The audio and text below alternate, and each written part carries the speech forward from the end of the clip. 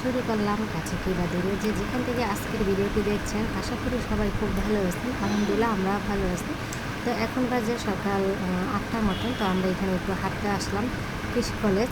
তো যাই হোক, তারপরেই তো বাসায় চলে আসছি। বাচ্চার স্কুল ছুটি হলো, তারপর বাচ্চাকে নিয়ে বাসায় চলে আসছিলাম 10টার দিকে আর কি। তো আস্তে আস্তে তো 10টা বাজে। তারপর বাসায় এসেই তো দুপুরে রান্নাবান্নাগুলো আমি একটু আয়োজন করে নিতেছি। এখানে ওই যে মাংসটা কাটলাম, আর আলু, আর হচ্ছে এখানে পুঁই শাক। তো এগুলো ধুয়ে টুয়ে রেডি করে রাখলাম। তারপর একটু মশলা বাটতে হবে। আদা রসুন, মানে আদা বাটা আসছিলো, তারপর রসুন ছিল না, এই জন্য অল্প করে এখন রসুন বাটতেছি। আর হচ্ছে একটু পেঁয়াজ বাটা দিব আজকে মুরগির মাংসতে। তো এই তো এখন আমি আদা দিয়ে দিলাম একটু, তারপর হচ্ছে রসুন আর পেঁয়াজ একসাথে আমি আর কি বাইটা নিয়েছিলাম। তো একসাথে আর কি বাটাতে তো দিয়ে দিলাম অল্প করে সব একটু একটু করে মশলা দিয়ে দিচ্ছি। তো এখানে এলাচি, দারচিনি আর যা যা লাগে আর কি সব মশলাই দিলাম। তারপর এখন হলুদ মরিচ এগুলো দিয়ে দিব। তো শুরুতেই বলছি, যারা আমার ভিডিওটি দেখছেন, আশা করি পুরো ভিডিওটি আপনারা দেখবেন। যদি দেখতে দেখতে ভালো লাগে তাহলে প্লিজ মনে করে লাইক দিয়ে ভিডিওটি কন্টিনিউ করবেন। আর যারা এখনও সাবস্ক্রাইব করেন নাই, প্লিজ সাবস্ক্রাইব করে ভিডিওর পাশে থাকবেন। আসলে আমি প্রতিদিন ভিডিও দিতে পারি না, কারণ হচ্ছে আমার বাসা অসুস্থ রোগী আছে, আমার অনেক কাজকর্ম থাকে বাসায়। আসলে সব কিছু না দেখাতে পারি না, এই আর কি। অনেক ব্যস্তই থাকা হয়। তো কয়েকদিন পর পরে আর কি ভিডিও আমি ছাড়ি।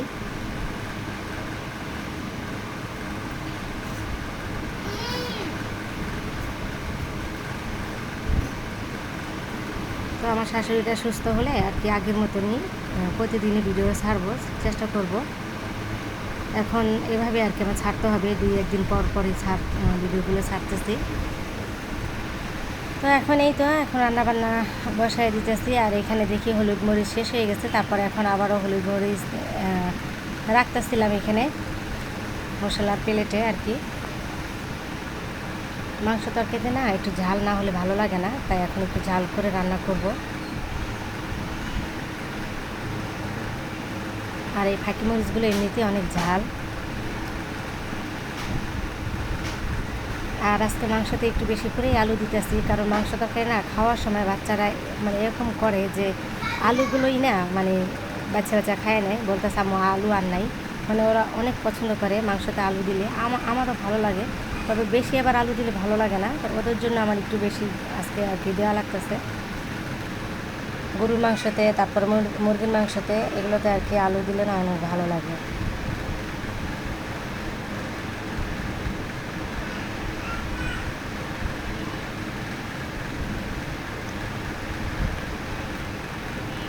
চুলায় কালি পড়ে, এই জন্য শুধু মানে সবসময় এই কড়াইটা দিয়ে রান্না করি, আর অন্য কোনো কড়াই টড়াই নামাইতেছি না। অনেক কালি পড়ে, চুলাটা আমি ওয়াশ করে নিতে হবে, নাইলে মনে হয় কালিটা যাবে না। আর আমার চুলা আসতে তো আমি উঠে রাখছিলাম, এখানে বসে না, আমার চুলাটা একটু বড়। যাও যাও যাও। যাই হোক, এখন আমি রান্না করে নিতেছি, আর এদিকে রান্নাঘরটা ভাবি আর কি মুছে নিতেছে।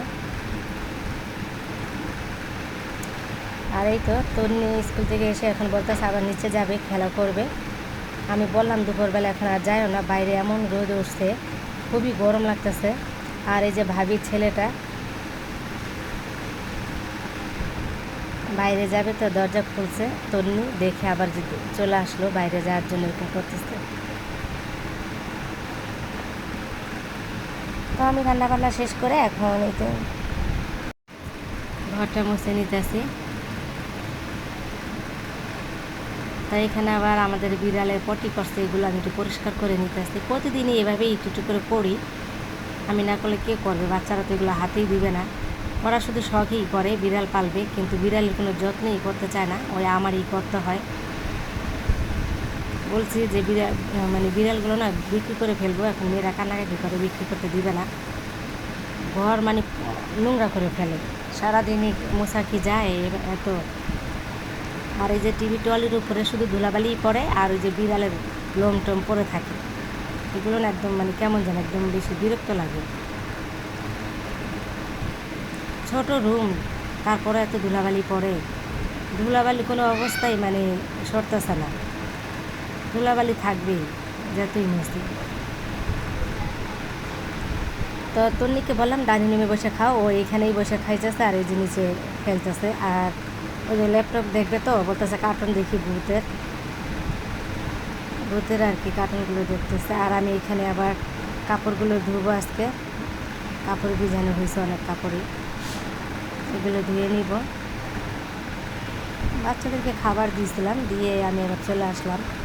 আর এটা হলো রাত্রে, তো রাত্রে আলু ভাজি করতেছিলাম সকালের জন্য আর কি করে রাখি, যেহেতু আমি 7টার দিকে চলে যাই স্কুলে, এই জন্য আলু ভাজিটা এখনই করে রাখবো আর রুটিটা বানায় রাখবো, মানে সকালে উঠে রুটিটা ভাজবো আর আলু ভাজিটা গরম করে মেয়েকে দিয়ে দিব, স্কুলে আর কি নিয়ে খাবে।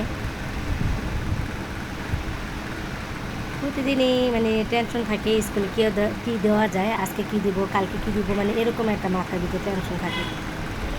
আগে ভাগে রেডি করে রাখি তো এই জন্য হয়ে যায়।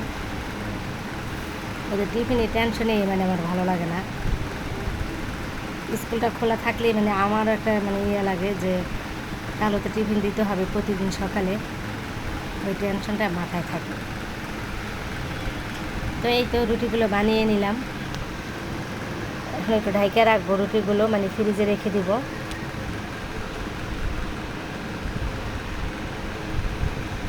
আমার রান্নাঘরটা অতটা কিন্তু সুন্দর না, তাই পুরোটা আর কি দেখাচ্ছি না।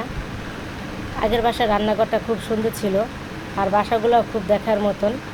আর এই বাসাগুলো রুম ছোট, আর রান্নাঘরটা ছোট হলেও যদি একটু দেখতে সুন্দর হতো না, তাহলে কিন্তু জিনিসপত্র রাখলে আর কি ভালো লাগতো। যতই সুন্দর জিনিসপত্র রাখি না কেন, কিন্তু রান্নাঘর সুন্দর না হলে হয়ই না, দেখতে ভালো লাগে না। আর কোয়ার্টারের রুমগুলো তো এরকমই, আর রান্নাঘরগুলো এরকমই থাকে, সরকারি কোয়ার্টার তো।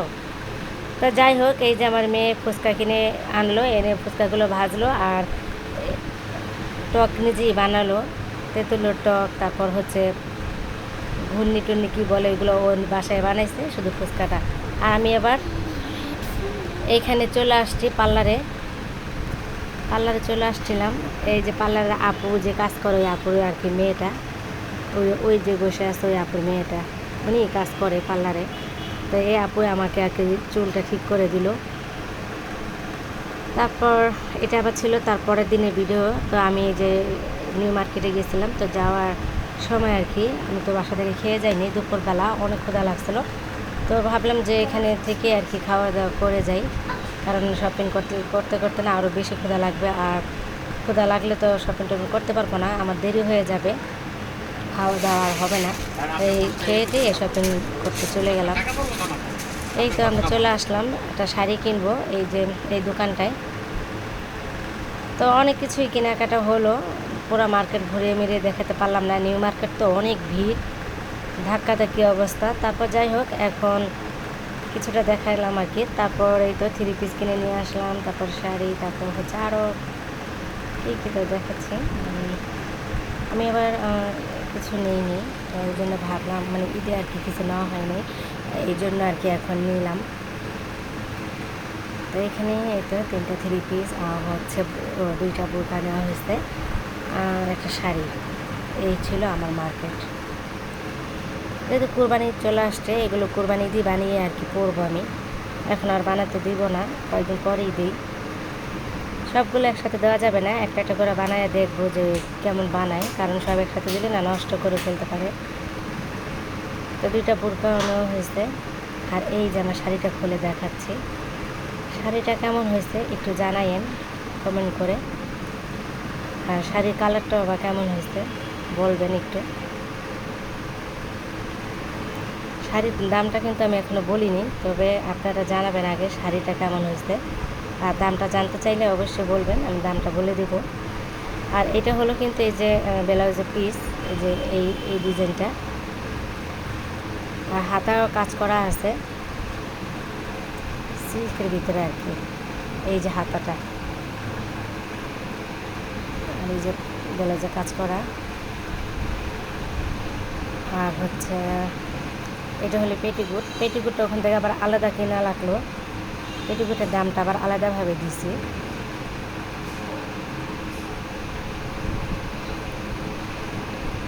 সিল্কের সাথে আর কি সিল্কের পেটিকোটটা নিয়ে নিলাম। যাই হোক, এখন ভিডিওটি শেষ করবো। সবাই ভালো থাকবেন, সুস্থ থাকবেন। আসসালামু আলাইকুম, আল্লাহ হাফেজ।